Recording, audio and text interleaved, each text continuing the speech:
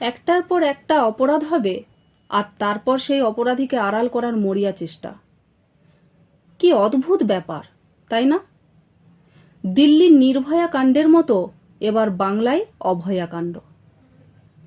আরজিকর হসপিটালের মতো কর্মরত ডাক্তারকে নাইট ডিউটি চলাকালীন রাত্রি 11টার পর কোনো একটি সময়ে রীতিমতো পাশবিক অত্যাচার করে খুন করে দেওয়া হলো।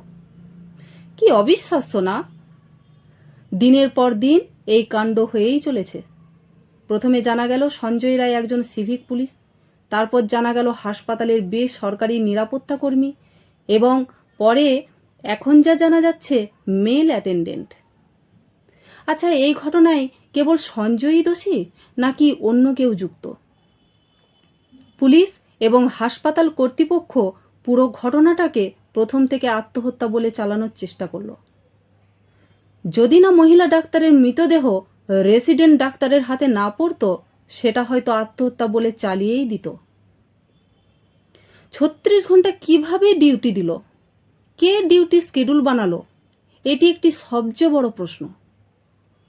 কেনই বা সিকিউর রেস্ট রুম নেই? আর কেনই বা বন্ধ ছিল সিসি ক্যামেরা? তার মানে কি পুরোটাই সাজানো একটি ঘটনা? মহিলারা যদি কোনোভাবে অ্যাটাক হন, তাহলে পুলিশের প্রশ্নগুলি দেখবেন।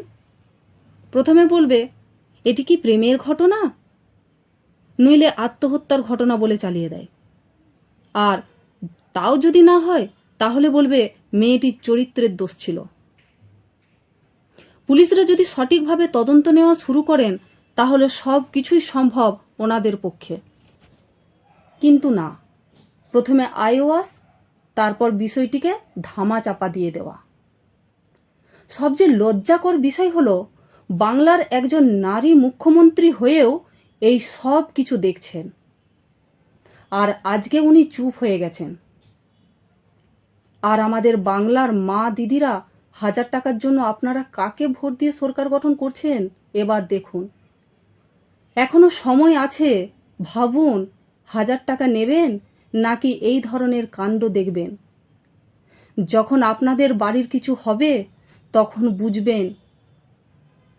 জানেন, এর জন্য সম্পূর্ণ দায়ী আমাদের সরকার বা পুলিশ মন্ত্রী। তাই আন্দোলন শুধু দুষ্কৃতির বিরুদ্ধে নয়, গোটা সরকারের বিরুদ্ধে আন্দোলন করা উচিত। এই ঘটনা তো বেড়েই চলেছে। এটি এমন একটি রাজ্য যেখানে অন্যায়ের সাজা লঘুমাত্র। তাই সিবিআই তদন্ত হওয়াও দরকার বলে আমিও মনে করি। আচ্ছা, ভারতের প্রধানমন্ত্রী, রাষ্ট্রপতি বা সুপ্রিম কোর্টের কি কোনো ভূমিকা নেই? একটি অঙ্গরাজ্যের সরকার এবং প্রশাসন যা খুশি করে যাবে।